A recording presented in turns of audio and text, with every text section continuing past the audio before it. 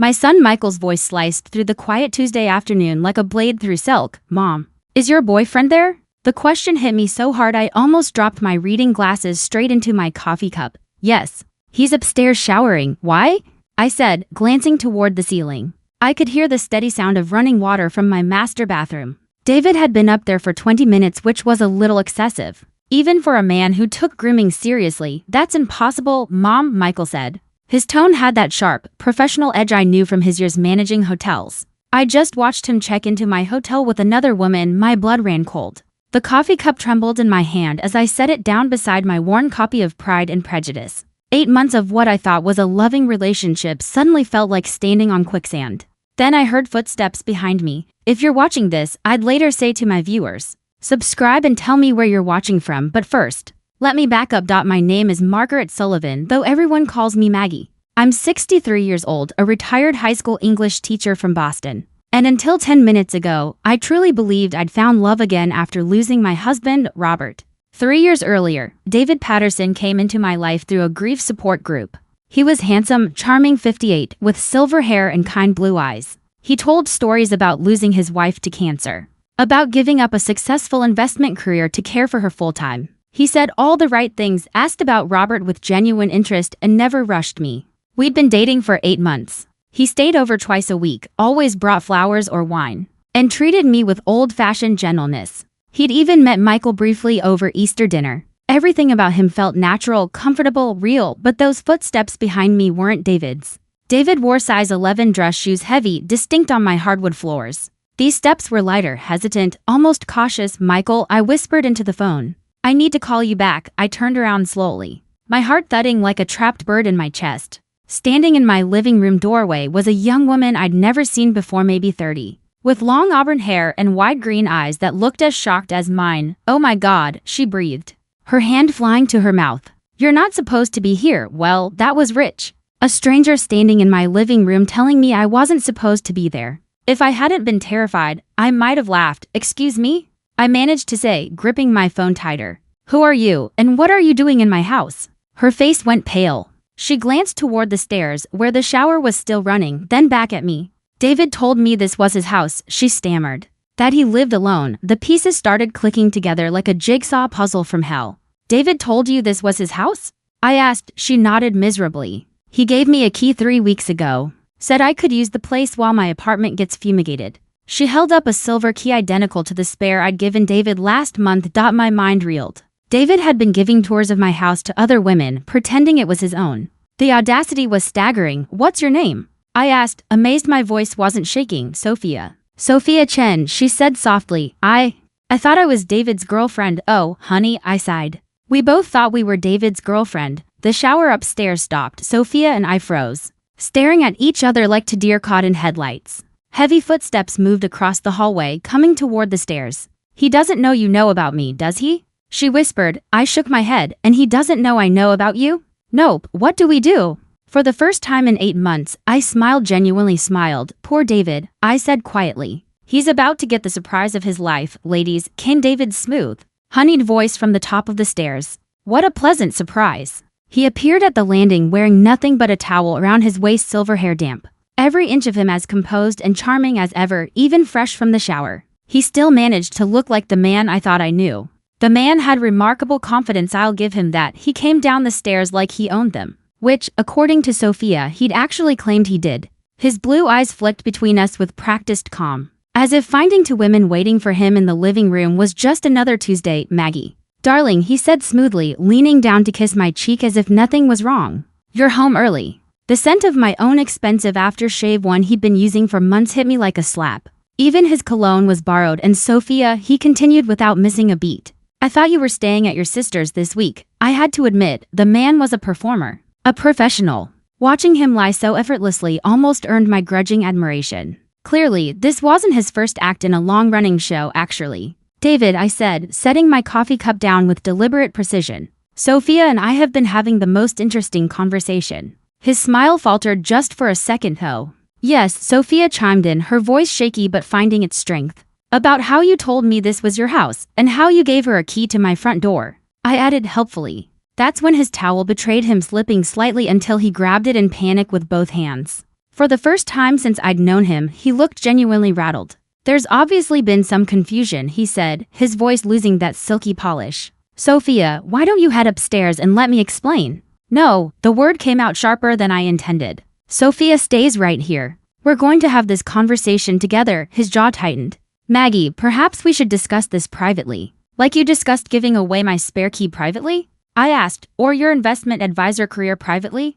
Because my son Michael just called me from his hotel, where he watched you check in with another woman. The color drained from David's face. He clutched his towel tighter. No longer the confident charmer who'd swept me off my feet in grief counseling. Now, he just looked like what he was, a con artist caught in the act. How many of us are there? David, I asked quietly, his mouth opened and closed like a fish gasping for air. For a man who always had a slick answer ready, he suddenly seemed at a complete loss. I can explain, he finally managed. Please do, I said, settling back into my favorite reading chair like I was preparing for an afternoon matinee. Sophia and I have all day. Sophia stayed near the doorway, tense and pale, like she was ready to run. I couldn't blame her. If I weren't so angry, I might have done the same. David glanced around my living room as if seeing it for the first time, the family photos on the mantle, my shelves lined with old classics, the antique writing desk that had belonged to my grandmother. Every detail screamed that this was a woman's home, a home built over decades, filled with love and memories. The truth is, he said slowly, my financial situation is more complicated than I led you to believe. I almost laughed. That was his grand confession. So, your solution to financial complications, I said, was to move into my house and tell other women it was yours? It's not like that, he protested, taking a step forward then freezing when he saw my face. Maggie, what we have is real. These other women, they're just what? Sophia snapped, her voice cracking with fury. Just stupid enough to believe your lies? David's carefully built facade was crumbling, piece by piece. The silver-haired gentleman from grief counseling, the man who'd held my hand, listened to stories about Robert, and made me believe in love again, was nothing more than a skilled manipulator. How long have you been doing this? I demanded. The grief support groups, the widowed women, the borrowed homes, the fake identities. His silence told me everything. I reached for my phone. I think it's time to call the police. Wait. His voice cracked, desperate now. Please, Maggie, just give me a chance to explain. There are things you don't understand about my situation. Then start explaining, I said, my thumb hovering over the emergency number. And David, this better be good. He sank onto my grandmother's antique settee like a man finally crushed under his own lies. The towel slipped again, and this time he didn't bother to fix it. All that smooth confidence had drained away, leaving behind someone older, smaller, and pathetically human. My name isn't David Patterson, he said at last, his voice barely above a whisper. Sophia let out a small, incredulous sound, but I just nodded. Somehow, I'd already suspected as much. My name isn't David Patterson, he said quietly. It's Daniel Morrison. And I'm not a retired investment advisor. He ran a shaky hand through his damp hair. I'm a caregiver. Or I was, until 6 months ago. A caregiver?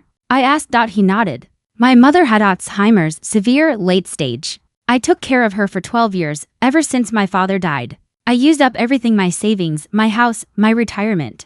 It all went to her care. Despite my anger, a flicker of sympathy broke through. I'd seen friends go through the same agony, watching a loved one fade away while their own lives and finances collapsed around them. When she died last year, Daniel went on, I had nothing left. No home, no savings, no job prospects. I was 58 and completely lost. The grief support groups weren't just about meeting women. I really was grieving. But he looked down. I was also homeless. So you decided to start conning widows, Sophia said coldly. It wasn't supposed to be like that, he protested, his eyes shining with what looked like genuine pain. It started small. I met a woman named Eleanor at a group in Cambridge. She had this big empty house and kept saying how lonely she was. When she invited me to stay for a few days, it felt like a fair trade companionship for her. A roof over my head for me, but it escalated, I said, seeing the pattern take shape. He nodded miserably. Eleanor introduced me to her friend Jonna, who introduced me to her neighbor Patricia. Each one had needs I could meet, and each one had resources I desperately needed.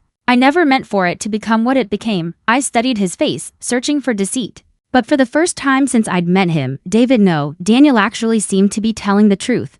How many women? I asked quietly. He closed his eyes. Currently, seven lonely widows who thought they'd found love again. 7 women like me, opening our hearts and our homes to a man who saw both as opportunity. What about the hotel? Sophia asked. Who were you with there? Rebecca Martinez, he said with a bitter laugh. She lives in Newton. Today was supposed to be our special getaway weekend, he gave a humorless chuckle. I've become quite the juggler. My phone rang, startling all three of us. Michael's name flashed on the screen. I should take this, I said, holding it up.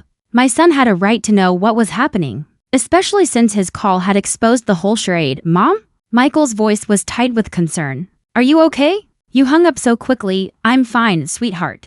Better than fine, actually. Your call may have just saved me from a terrible mistake. I glanced at Daniel, who was listening intently. The man I've been dating, I said, isn't who he claimed to be. Is he still there? Do you need me to come over? He's here, I said calmly, along with another woman he's been deceiving. We're having what you might call a group therapy session. Mom, get out of there, Michael ordered, his voice all business now. Come to the hotel right now. Actually, I think I'm safer with witnesses present. I looked at Sophia, who nodded grimly. Besides, I want to hear the rest of his story. There's more, I said, fixing Daniel with a steady stare. Oh, honey, there's so much more. I put the call on speaker. Michael, meet Daniel Morrison, also known as David Patterson. Daniel, this is my son, Michael, who manages the Marriott downtown. Daniel gave a weak little wave, seemingly unbothered by the absurdity of introducing himself to my son. While wearing nothing but a towel in my living room, sir, Michael's voice came through. Clipped and professional, I'm going to need you to leave my mother's property immediately. Actually, I interrupted. I think Daniel should stay and finish explaining exactly how this little operation of his works. Because I have a feeling there's more to this story than grief and homelessness. Daniel's face went pale again. Maggie, I've told you everything, have you? I asked. I walked to my writing desk and pulled out a manila folder I'd been keeping there for weeks. Because I've been doing a little research of my own, both their faces registered shock. I started digging after I noticed inconsistencies in his investment stories. I said, a retired English teacher has excellent research skills. And something about David's tales never quite added up. Daniel swallowed hard. 3 weeks ago, I continued. I hired a private investigator. Oh, God, Daniel muttered, dropping his head into his hands. Turns out, I said, opening the folder, David Patterson has quite an interesting financial history. I spread out the paper's bank statements. Transaction records all meticulously documented, according to my investigator. You've been accessing these women's bank accounts. Small amounts, carefully hidden, but definitely theft. Sophia gasped. 7 women, Daniel. I said softly. You've stolen nearly $40,000 over the past 8 months. You're a criminal. And you picked the wrong English teacher to mess with, I said, smiling, but there was nothing gentle about it. Daniel looked up at me with something that might have been respect, mixed with pure terror. What do you want? He asked quietly. Justice, I said simply. But first, I want to meet the other women. All of them by Thursday evening. I had orchestrated what could only be described as the most awkward dinner party in Boston history. My dining room table, usually reserved for book club meetings and holiday dinners, now seated 7 women, each of whom had once believed she was Daniel Morrison's one true love. Eleanor Whitman, 71, sat to my right, her silver hair perfectly styled despite the chaos. She'd been Daniel's first mark, the widow from Cambridge who'd started this whole chain of deception. Across from her sat Jana Rodriguez, 65, clutching a tissue and looking like she wanted to sink into her chair. I feel so stupid. Jana whispered for the 3rd time since she arrived. We all feel stupid, said Patricia Chen sharply. At 59, she was the youngest and clearly the angriest of us. But feeling stupid doesn't help. Action helps. Sophia sat beside Patricia, bonded by their shared experience of thinking they both had keys to David's house. The remaining 2 women, Rebecca Martinez and Linda Thompson, sat quietly, still processing the reality that their romantic getaways and candlelit dinners had been part of an elaborate con. Ladies, I began, standing at the head of the table like I was about to lead a particularly difficult AP English class. We have a problem. Daniel Morrison has systematically stolen from all of us, lied to all of us, and made fools of all of us. The question is, what are we going to do about it? Call the police, Rebecca said immediately. Press charges. Send him to prison. That's one option, I agreed. But there's a complication. I placed copies of my private investigator's report in front of each woman. Daniel Morrison doesn't legally exist, I said. No social security number. No credit history. No records, nothing that goes back more than 2 years. Eleanor looked up, her sharp eyes narrowing. He's using a false identity. Exactly, I said. Which means prosecuting him won't be simple. Before we can get justice, we need to find out who he really is. How do we do that? Linda asked softly. She'd barely spoken since she arrived. her face pale and stunned. I smiled, that old familiar teacher satisfaction bubbling up when a student asked exactly the right question. We set a trap. Patricia leaned forward, intrigued. What kind of trap? Daniel thinks he's in control, I explained. He believes we're just emotional women who'll eventually forgive him or fade away in embarrassment. He doesn't know about my investigation, and he definitely doesn't know we've compared notes. So, we use his arrogance against him, Sophia said, beginning to catch on. Exactly. I pulled out my phone and showed them a text I'd received that morning. He's been sending each of us the same message, asking for private meetings to explain everything and make things right. He's trying to manipulate us one by one, probably to keep us quiet. The bastard, Eleanor muttered, surprising everyone with her language. I said, that we give him what he wants. But instead of 7 separate meetings, he gets one big family reunion Friday night. 8 p.m. Daniel Morrison walked into my living room expecting to find a heartbroken woman, ready to hear his excuses. Instead, he found 7 women arranged like a tribunal, each armed with bank statements, transaction records, and copies of his identical love letters. His face went through several interesting color changes, from confident smile to confusion to dawning horror, all in about 3 seconds. Surprise. Darling, I said sweetly from my reading chair. We thought we'd save you the trouble of making multiple apologies, ladies. I can explain. He began, then stopped dead when he saw the folders in our hands. Please do, Eleanor said dryly. Start with why you told Jana you were a retired engineer, told me you were an investment advisor, and told Patricia you were a former Navy officer. Daniel looked around the room like a cornered animal. I adapted my background to what I thought each of you would find appealing. You mean you lied more efficiently, Rebecca corrected coldly. The lies are just the beginning, I said, opening my folder. Sophia, would you like to read the bank statement showing the $800 Daniel withdrew from your account last month? Sophia's voice was steady, eerily calm, as she read aloud, ATM withdrawal. October 15th, 11:47 p.m. while I was asleep next to you. Believing we were building a relationship, Daniel's shoulders sagged. I was desperate. I needed money for what? Linda cut in sharply, speaking for the first time all evening. For the $1,200 you stole from my checking account? For the credit card you opened using Eleanor's information? Or for the loan you took from Patricia that you never intended to repay? The man looked utterly defeated now. All his charm, all his practiced confidence gone. I never meant for it to go this far, he said weakly, but it did go this far, I replied firmly. And now we need to know who you really are. I pulled out the final document from my folder, the one that had come in by email just 2 hours earlier. My investigator made an interesting discovery today, I continued. Daniel Morrison is an identity you stole from a man who died in Oregon 3 years ago. The room went completely still. Your real name, I said quietly, is Thomas Bradley Hutchinson, and you're wanted by the FBI for running cons in 12 states. Over the past decade, Thomas no longer. Daniel closed his eyes. He seemed to age 10 years in a single breath. We know about the seniors in Florida, I went on. The group home scam in Arizona. The elderly man in Nevada who lost his entire retirement to your fake investment scheme. How did you? He started, but stopped himself. I smiled. Never underestimate a retired English teacher with internet access and a good private investigator. Thomas sat in silence for a full minute, staring at his hands folded in his lap. When he finally looked up, his expression was something near resignation. You want the truth? He asked quietly. The whole truth? It would be refreshing, Eleanor said tartly. I started running cons when I was 19. Thomas admitted.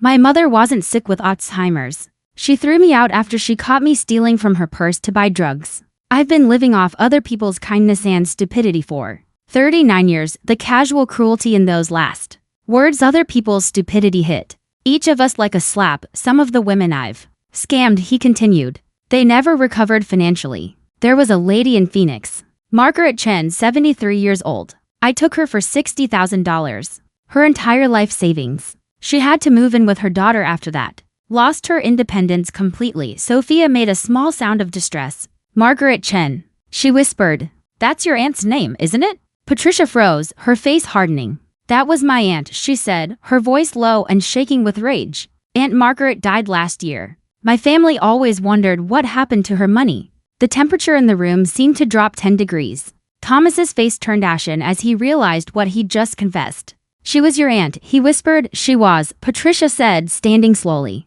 And she spent the last year of her life ashamed and broken. Because some piece of garbage convinced her he loved her and then stole everything she had. I watched the exchange. a heavy understanding settling in. This wasn't just about our money anymore or our pride. This was about justice. For all the women he'd destroyed, how many others? I asked softly. How many elderly women have you stolen from? I don't keep count, he said, then winced at his own words. I mean, I try not to think about. Give me a number, Patricia demanded, stepping closer. Her voice like steel. Maybe 200, he said finally. 200 women. 200 life savings accounts wiped out. 200 lives like Patricia's Aunt Margaret left with nothing but shame and regret. Well, I said, standing and smoothing my skirt, my voice calm but cold. I think we've heard enough. I walked to the front window and pulled back the curtain. Thomas, I said evenly, I'd like you to meet Special Agent Jennifer Walsh from the FBI's Financial Crimes Unit. She's been listening to our conversation from the van parked across the street, through the glass.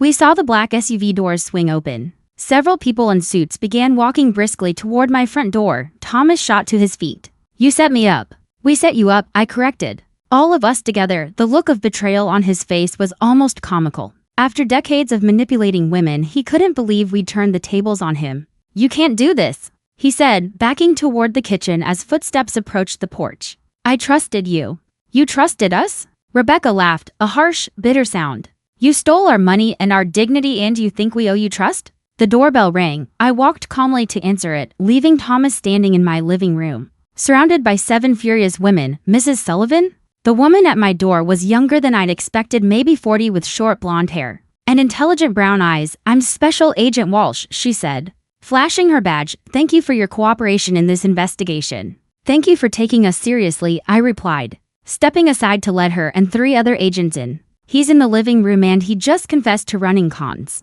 on approximately 200 elderly women over the past 39 years, we heard. Agent Walsh said grimly. Mrs. Sullivan, I have to tell you, when you first contacted our office 3 days ago, we weren't sure this operation would work. Criminals like Thomas Hutchinson are usually too smart to confess to multiple federal crimes. In front of witnesses, you underestimated the power of 7 angry women working together. Eleanor said with satisfaction. Agent Walsh smiled. I'll remember that for future cases. Thomas tried one last trick as she approached him. Please, he said, turning to me with tears in his eyes. Maggie, what we had was real. I do care about you, about all of you. I studied his face, searching for a shred of sincerity beneath the practiced desperation. But there was nothing. Just a man who'd spent so many years lying he'd forgotten how to feel anything real. Thomas, I said gently, if you really cared about us, you wouldn't have stolen from us. And if you cared about the 200 women you've victimized over the years, you would have stopped after the first one.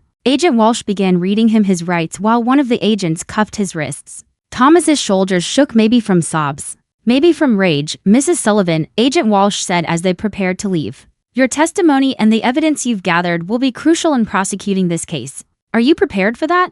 I looked around the room at the other women. Determination had replaced heartbreak on every face. We'd started the evening as victims. We were ending it as witnesses for justice.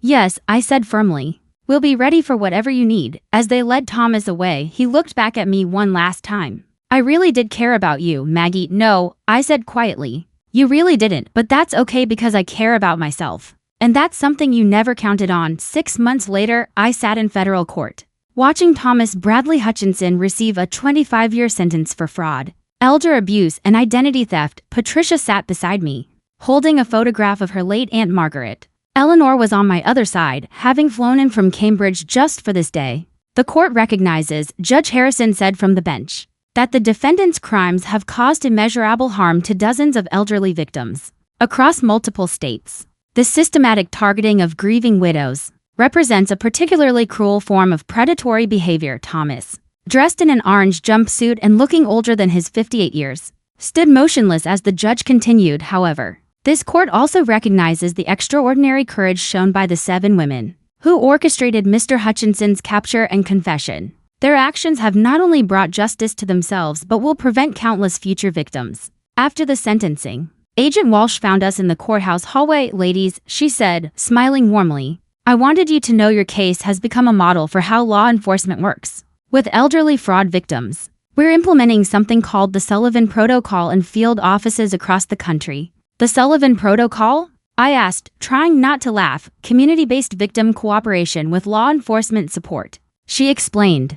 Let the criminals think they're still in control while building an airtight case against them. Eleanor chuckled. Sounds like something a group of retired teachers and nurses might come up with. Exactly. Agent Walsh said, shaking our hands. Thank you again for your service to justice. As we walked out of the courthouse into the bright spring afternoon, Patricia turned to me. So, what now, Maggie? Back to quiet retirement? I thought about it for a long moment. The past 8 months had been the most challenging and ultimately the most rewarding of my life. I'd discovered strengths I never knew I had and formed friendships I never expected to find. Actually, I said, I've been thinking about starting a support group. Not for grief this time, but for elderly fraud victims. A place to help people understand they're not alone. And that being victimized doesn't make them weak or stupid. Count me in, Eleanor said immediately. And me. Patricia added, all of us, Rebecca said. Speaking for the group, I looked at these remarkable women who had turned their pain into power. Their victimization into victory. Thomas Hutchinson had thought he was preying on lonely, vulnerable widows. Instead, he'd awakened a force he never saw coming. You know what the best part is? I said as we walked toward the street. He probably thought he'd broken us. Thought we'd spend the rest of our lives feeling ashamed and foolish. Instead, Eleanor said with a grin, we're stronger than we've ever been. As I drove home to my house, my space, where I lived alone by choice and not by circumstance, I thought about the lesson Thomas had inadvertently taught me. He'd shown me that I could survive betrayal, fight back against injustice, and trust my own instincts even when everything seemed wrong. At 63, I'd learned something new about myself. I wasn't a victim. I was a force to be reckoned with. And any man foolish enough to underestimate an angry English teacher did so at his own peril. Thanks for listening. Don't forget to subscribe and feel free to share your story in the comments. Your voice matters.